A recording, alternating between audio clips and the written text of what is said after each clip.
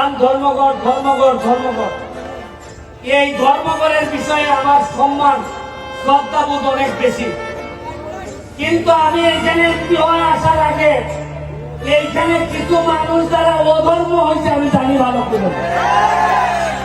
আমি যতদিন এমপি আছি এই ধর্মঘটের মাটিতে আমি আমার দায়িত্ব পালন করব। কোনো অধর্ম আমার লুকি হোক কাউকে আমি অধর্ম করতে দিব না। আমার ভাই মাত্র একটা, আমার ভাই লন্ডন থাকে, এর মানে আর কোনো ভাই নাই, আপন রক্তের ভাই নাই। কিন্তু ধর্ম করে আইসা আমি কিছু লোকের সন্ধান পাইছি। আমি আমার আন্ডারে 21টা ইউনিয়ন আর 2টা পৌরসভা,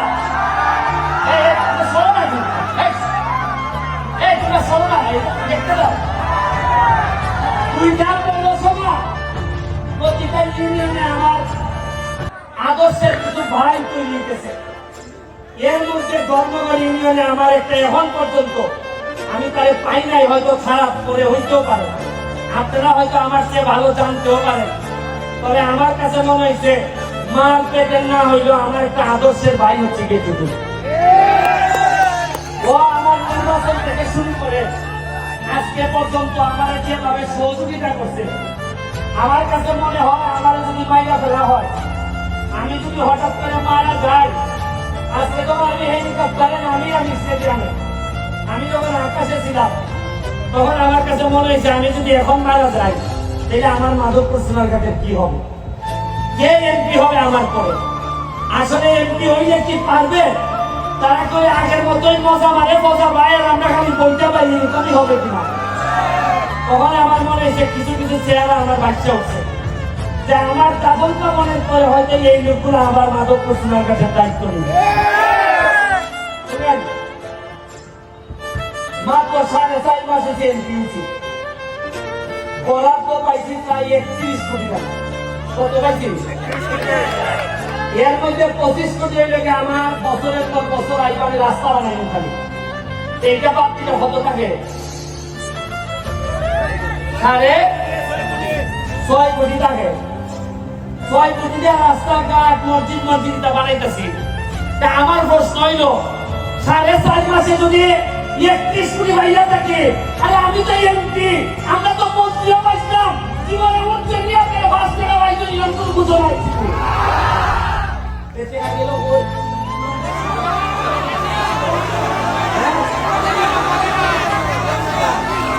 আরে 4.5 মাসে যদি অত টাকা বানাইতে পারি, অত টাকা আনতে পারি, আপনারা আশ্চর্য।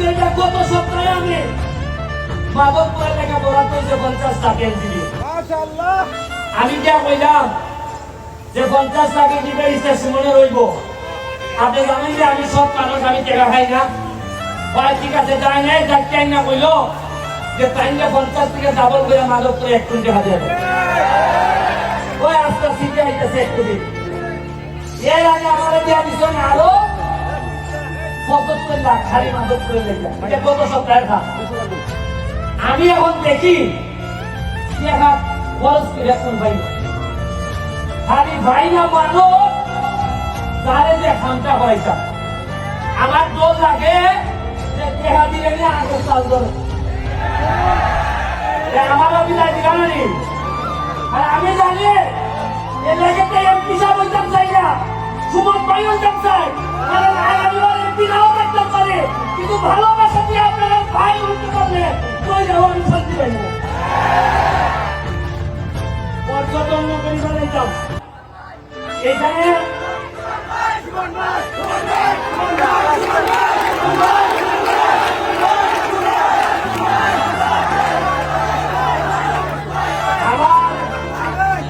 পর্যটন নগরী বানাইতে চাই আমি মাধবপুর সোনারঘাটে।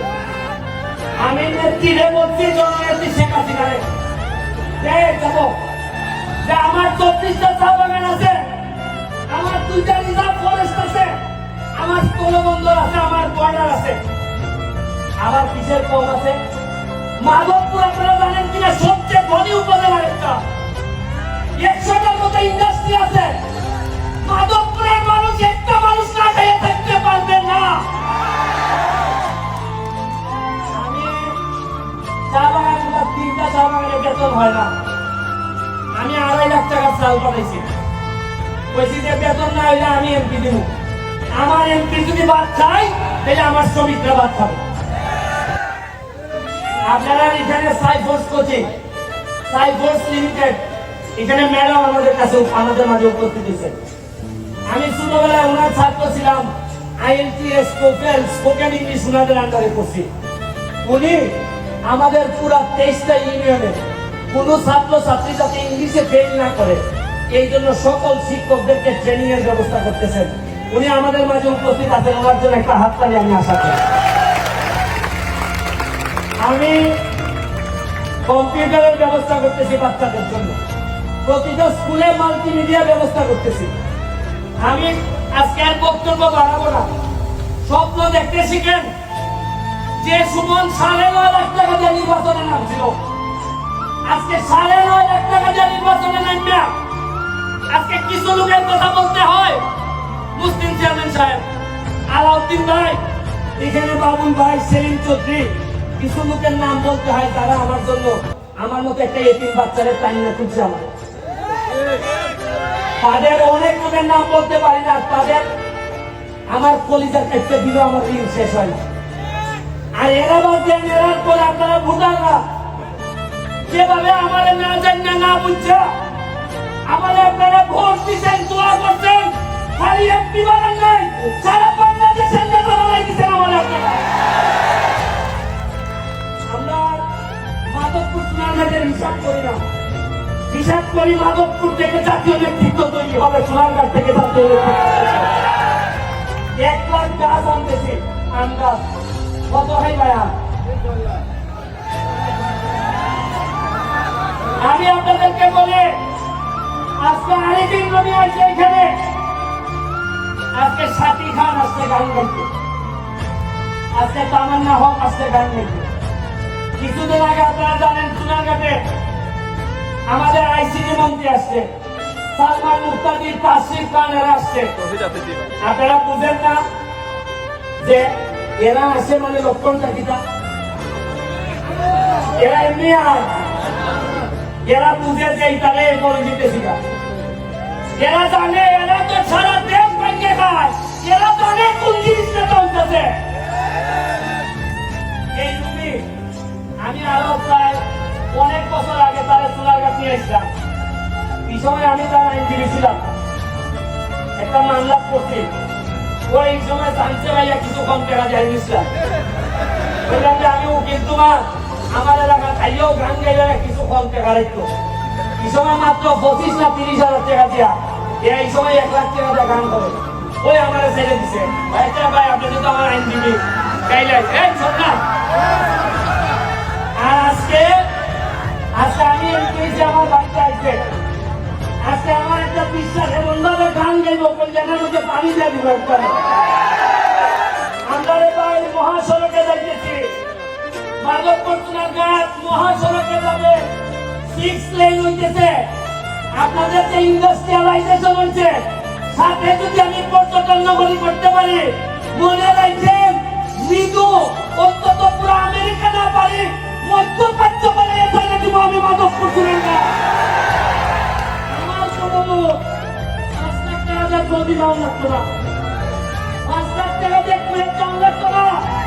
বিচারও বলিয়া আপনারা দেখুন, 1 বছর সময় দেন, কিনা করতেছে আপনারা দেখুন।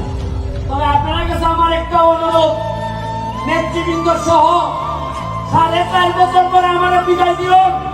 আমি এমন হইতে পারে আমার পক্ষে আর সম্ভব না এমপি টাকা, শরীর দিয়েই মানে না, 13 কেজি ওজন করতে এমপি হইবার পর আমি আমার 4.5 বছর আপনারা সহযোগিতা করেন, দেখুন বঙ্গবন্ধু সোনার বাংলা বিজ্ঞানে বানাই দেয় মাধবপুর সোনারঘাট। আমি আশা করি আপনারা আমার সহযোগিতা করবেন। আমি কথা দিচ্ছি, আমি যতদিন এমপি আছি আমার কোনো সম্পদ নাই, আমার ঢাকায় কোনো ফ্ল্যাট নাই, আমার কোনো প্লট নাই, আমার আমেরিকা লন্ডনে আমার পরিবার মানে আমার বউ বাচ্চা, তাদের কোনো সম্পদ নাই। আমি কথা দিচ্ছি যতদিন এমপি থাকবো মাধবপুর মালিকও আমি হব না। আমি নিজের মামলা নাই, আমার জনগণের দেখবো। আরে যে সম্মান দিছ এরপর একটা মানুষের আর সম্পদ লাগে না। আপনারা আমার জন্য দোয়া করবেন। আমি আরিফিন রুমির কাছে মাইক দিব, তার আম্মার জন্য দোয়া করবেন। তার আম্মাও আমার খুব পছন্দের মানুষ, দুঃসময়ের সাথী। আমি আপনাদের কাছে আবারও দোয়া চেয়ে আমি সব সময় আপনাদের সাথে থাকবো। যখন গান হবে বাচ্চাদের জন্য গানে থাকবো, যখন ওয়াজ হবে ওয়াজে আমারে পাবেন, আমার যখন ঈদের আনন্দ হবে তখন পাবেন। আপনারা জেনে খুশি হবেন আমার এলাকায় একটা ময়লা নদী, যে নদীতে আপনারা জানেন 49টার মতো বাথরুমের লাইন ছিল। আমি এমপি হওয়ার পর এই বাথরুমের নদীতে ডুব দিয়ে উঠতে বলছিলাম যে এমপি 49টা বাথরুমের লাইনে ডুব দিতে পারে, এই এমপি ইতিহাস না বদলে যাবে না এই এলাকা থেকে। আপনাদেরকে আবারও শুভেচ্ছা জানিয়ে দোয়া করবেন যদি বেঁচে থাকি তাইলে আমাদের পক্ষে ইতিহাস বদলানো সম্ভব হবে। আর যদি মাইরা ফেলে এই যে বলে যাচ্ছি, ভালো ছেলে মেয়ে যারা আছে তাদের মধ্য থেকে সৎ মানুষ যারা আছে তাদেরকে এমপি বানাবেন। আমি যদি মারা যাই কথা দিয়ে যাচ্ছি, আপনাদেরকে শপথ করাই যাচ্ছি, পছন্দ আপনাদের, তবে অবশ্যই আগামী নির্বাচন গুলোতে আমার হোক তোমার হোক এইটা দেখার বিষয় না, সব মানুষ ছাড়া কর্মঠ মানুষ ছাড়া যেন মাধবপুরে কেউ নেতা হইতে না পারে। আমার বিরুদ্ধে যদি থাকে, সৎ যদি হয়, আমি তার সাথে থাকবো। আমি কথা দিচ্ছি, এটা আমার বাপের মৌরসী সম্পত্তি না। আমি এখানে মুলুক বানাইতে আসি নাই, আমি আইছি মাধবপুরের 7 লক্ষ চুনারঘাট মাধবপুরের মানুষের শপথ নিচ্ছি যে তাদের ভাগ্য বদলাবো। আর এই ভাগ্য বদলাইতে গিয়া আমার যতটুকু দৌড়াইতে হয়, যত জায়গা যাইতে হয় আমি যাব। এই কথা দিয়া আজকের মতো বিদায় নিচ্ছি। জয় বাংলা, জয় বঙ্গবন্ধু। প্রিয় দর্শক মণ্ডলী, এই মুহূর্তে